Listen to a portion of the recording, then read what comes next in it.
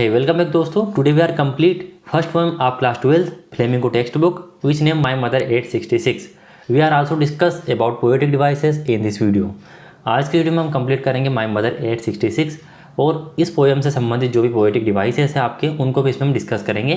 ये आपकी क्लास 12 की पहली पोएम है जिसका नाम My Mother 866 है.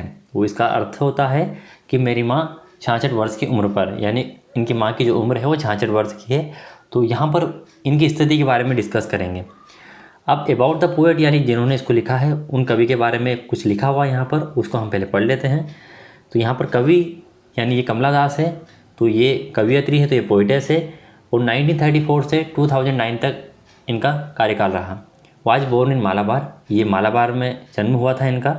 मालाबार कहाँ पर है? केरला में है. She is recognised as one of India's foremost poets, और यह इंडिया के जो सबसे अग्रणी कवियों हैं या अग्रणी कवि हैं उनमें से एक के रूप में पहचानी जाती है. रिकॉग्नाइज यानी पहचानी जाती है. Her works are known for their originality, इनका जो कार्य है वो इनकी मौलिकता के आधार पर जाना जाता है, यानी इनकी सहजता के आधार पर जाना जाता है. Versatility and the indigenous flavour of the soil, तो ये इनकी मौलिकता के आधार पर, साथ में बहुमुखी जो इनकी प्रतिभा है उसके आधार पर, और इंडिजीनियस फ्लेवर यानी कि स्वदेशी स्वाद जो मिट्टी का है, जिस तरीके से ये उसकी रचना करती है उसके आधार पर इनको जाना जाता है, इनके काम को जाना जाता है. Kamala Das has published many novels and short stories, Kamala Das ने कई जो है नॉवेल्स पब्लिश किए, नॉवेल्स यानी उपन्यास, and short stories in English and Malayalam, और छोटी कहानियाँ इंग्लिश और मलयालम लैंग्वेज में, under the name of Madhavi कुट्टी, यानी माधवी कुट्टी नाम से इन्होंने इंग्लिश और मलयालम में कई कहानियाँ और नॉवेल्स पब्लिश किए. Some of her works in English includes the novel, और उनके कुछ अंग्रेजी कार्यों में इंक्लूड है नोवेल उपन्यास जिसका नाम है alphabet of lust 1977, a collection of short stories, और एक छोटी कहानियों का जो कलेक्शन है, संग्रह है, उसमें जो नाम आता है वो है Padmavati the harlot and other stories 1992. ये छोटी कहानियों की इनकी एक रचना है. In addition to 5 books of poetry, यानी इनकी जो 5 किताबें हैं कविताओं के संग्रह की. She is a sensitive writer who captures the complex subtleties of human relationships in lyrical idioms. My Mother 866 is an example. वह क्या है? वह एक संवेदनशील लेखिका है जो क्या करती है, जो कैप्चर करती है कॉम्प्लेक्स सब्टल्टीज यानी जटिल सूक्ष्मताओं को. किसकी जटिल सूक्ष्मताओं को? ह्यूमन रिलेशनशिप, यानी जो मानवीय संबंध है उनकी जो छोटी छोटी जो जटिलताएँ हैं, जो सूक्ष्मताएँ हैं, उनको वो कैप्चर करती है. किस रूप में? इन लिरिकल इडियम्स, जो पोएम होती है उनको हम गाकर भी एक्सप्लेन करते हैं या उनको गाकर भी हम पढ़ाते हैं या पढ़ते हैं. तो इस तरीके से गेय रूप में या फिर गीतात्मक मुहावरों के रूप में वो मानवीय जो रिश्ते हैं उनकी जटिलताओं को कैप्चर करती है. इसीलिए वो एक संवेदनशील राइटर है. My mother 866 is an example, मेरी माँ 66 वर्ष की उम्र पर, ये उनका एक उदाहरण है. यानी कि ये जो भी पोएम या फिर कविताएँ लिखती हैं उनको पढ़ने पर आपको जो मानवीय यानी ह्यूमंस में जो रिलेशन होते हैं, जो भावनाएं होती हैं, वो कहीं ना कहीं झलकती है, जो रियल लाइफ में फील करते हैं. बिफोर यू रीड एजिंग, यानी पढ़ने से पहले आपको ये समझना है कि किस बारे में इसमें थोड़ा डिस्कस किया गया है. Ageing is a natural process, ageing मतलब उम्र बढ़ना या फिर बूढ़ा होना. तो उम्र बढ़ना, आप बूढ़े होने की तरफ ही जाते हैं. ये एक प्राकृतिक प्रोसेस है, प्रक्रिया है. Have you ever thoughts what our elderly parents expect from us, क्या तुमने कभी सोचा है कि जो तुम्हारे एल्डर्स हैं यानी जो बड़े बुजुर्ग है, पेरेंट्स है, बड़े बुजुर्ग आपके पेरेंट्स या जो भी घर में हैं, वो आपसे क्या एक्सपेक्ट करते हैं, क्या इच्छा करते हैं? कभी आपने ऐसा सोचा है कि वो हमसे क्या चाहते हैं? ओके, यहाँ से हम स्टार्ट करते हैं. यहाँ पर आप ये समझ लीजिए कि ये लेखिका है और ये उनकी माँ है जिनकी उम्र कितनी है? 66 वर्ष से 66 है. Driving from my parents home to Cochin last Friday morning, यानी पिछले शुक्रवार की सुबह मैं अपने माता पिता के घर से कोचीन की तरफ ड्राइविंग कर रही थी. माता पिता के घर से कोचीन क्या है? एयरपोर्ट है, उसकी तरफ मैं ड्राइव कर रही थी. ड्राइविंग मतलब कार चला कर जाना. और कब की बात है ये? लास्ट फ्राइडे मॉर्निंग, यानी पिछले शुक्रवार की सुबह की बात है. आई सा माई मदर्स बिसाइड मी, मैंने देखा अपनी माँ को. बिसाइड मी, जो कहाँ थी? मेरे बगल में बैठी हुई थी. Doze, open mouth, her face ashen like that of corpse and realised with pain. Doze का मतलब होता है ऊँघना या फिर आप कह सकते हो कि नींद में होना. तो वो क्या कर रही थी? वो नींद में थी. जैसे कोई भी थोड़ी देर के लिए सो जाता है वैसे ही ये भी कार में सो गई थी और ऊँगने टाइप की अवस्था में थी। ओपन माउथ, इनका मुंह जो है खुला हुआ था। हर फेस एसन लाइक, एसन मतलब राख की तरह इनके फेस का कलर हो चुका था। लाइक दैट ऑफ कॉप्स, और ये राख वाला कलर कब होता है किसी व्यक्ति का, जब वो गुजर जाता है, ऐसी अवस्था में राख जैसा कलर हो जाता है। तो यहाँ पर तुलना की गई है, इसका मतलब यह नहीं है कि उनकी माँ जो गुजर चुकी, लेकिन वो सो रही थी, ऊँग रही थी और उनका मुंह खुला हुआ था और उनका जो फेस है वो कैसा लग रहा था, एसन लाइक दैट यानी कि राख की तरह लग रहा था। ऑफ कॉप्स यानी कि मृत शरीर की भांति। इन रियलाइज्ड विथ पेन, जिससे क्या हुआ, जिससे इनको बहुत तकलीफ़ हुई, दुख हुआ, कि एक पल के लिए सोचने में आया होगा इनको कि जब मेरी माँ नहीं रहेगी तब मुझे कैसा लगेगा। तो ये रियलाइज हुआ तो इनको बड़ा दुख हुआ।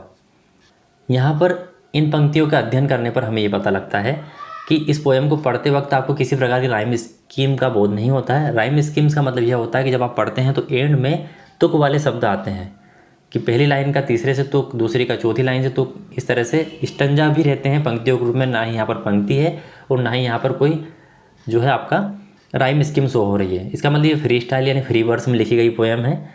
ऐसा लगता है पढ़ने पर कि हम कोई स्टोरी पढ़ रहे हैं, लेकिन ये फिर भी एक पोएम है। तो यहाँ पर आप देखिए माय मदर, यहाँ पर एम आया है और यहाँ पर भी एम आया है, और यदि दो कॉन्सोनेंट साउंड या फिर कॉन्सोनेंट लेटर्स स्टार्टिंग में आते हो नियरेस्ट या फिर थोड़ी दूरी पर लगभग पास, तब वहाँ पर एलिट्रेशन होता है। तो यहाँ पर एलिट्रेशन है। Alliteration is when two or more words that starts with the same sounds are used repeatedly in a phrase or sentence.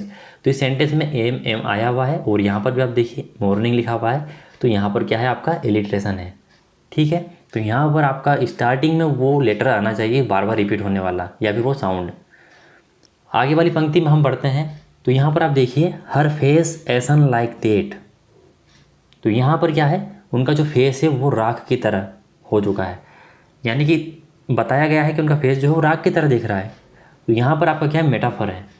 Metaphor क्यों है, क्योंकि जो हर फेस है वो कैसा है, एसन है। मतलब मेटाफर और सिमिली में सिर्फ इतना अंतर होता है कि मेटाफर में आपको वही चीज़ बताई जाती है कि तुम तो शेर हो, तो मतलब कोई व्यक्ति शेर नहीं होता, उनको बताया जाता है कि तुम में इतनी बहादुरी है। तो उनका फेस कैसा है, एसन, राख की तरह।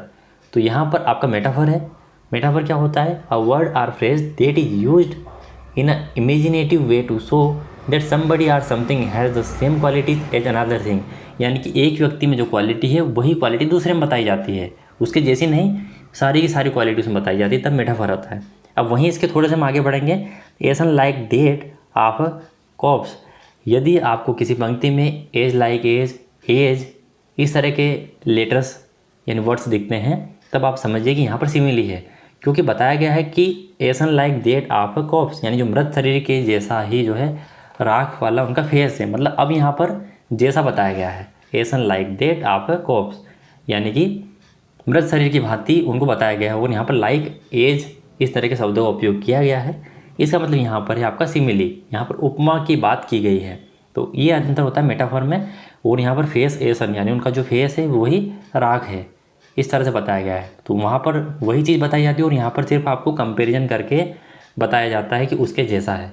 तो यहाँ पर सिमिली है। Simile a word or phrase that compare something to something else, यानी कि जब आप कंपेयर किया जाता है दो चीज़ों का तब जाके आपका सिमिली बनता है। और जब कंपेयर करेंगे तो एज लाइक एज या फिर एज जैसे शब्दों का उपयोग होगा ही होगा। क्लियर है, चलिए नेक्स्ट देखते हैं। That she was as old as she looked but soon. और ये दर्द जो उनको हो रहा था, वो जो दर्द उन्होंने महसूस किया था वो इसलिए है क्योंकि सही में भी वो इतनी बूढ़ी दिख रही है जितनी कि उनकी उम्र है। यानी ऐसा नहीं कि वो सिर्फ बूढ़ी दिख रही है, रियल में उनकी इतनी उम्र हो गई कि अब वो बूढ़ी हो चुकी है, इसलिए उनको पेन रियलाइज हुआ। But soon put that thoughts away, परंतु शीघ्र ही वो अपने थॉट्स, अपनी जो थिंकिंग है उनको दूर करती है, क्योंकि ये थॉट्स अच्छे नहीं लग रहे थे, आपके मन को दुखी करते हैं। तो उन्होंने अपने इन थॉट्स को क्या किया, उन्होंने दूर कर दिया। And looked out at young trees sprinting the merry children's spilling out of their homes. और वो क्या करती है, बाहर देखती है। बाहर देखेगी तो कांच के शीशे से बाहर देखेगी, तो वो बाहर देखती है यंग ट्रीज स्प्रिंटिंग। स्प्रिंटिंग का मतलब होता है रनिंग यानी दौड़ता हुआ। जब आप छोटी दौड़ दौड़ते हैं तो उसको स्प्रिंटिंग बोलते हैं। तो यहाँ पर क्या होता है कि जब वो बाहर देखती है तो उनको जो ट्री है, कैसे ट्री, यंग ट्री है, वो स्प्रिंटिंग यानी पीछे दौड़ते हुए दिखाई दे रहे हैं। सीधी सी बात है, आप जब भी कहीं सफ़र करते हो तो आपको चीज़ें पीछे दिखाई हुई जाती हुई दिखाई देती है, यानी पीछे जाती हुई जब दिखाई देती है तो इसका मतलब वो दौड़ रही है ऐसा लगता है। तो यहाँ पर इनको पीछे जाते हुए पेड़ दिखाई देते हैं। द मेरी children spelling out of their homes, और जो छोटे छोटे बच्चे हैं वो अपने घर से बाहर निकल रहे हैं, गार्डन में जा रहे हैं कहीं ना कहीं खेलने के लिए।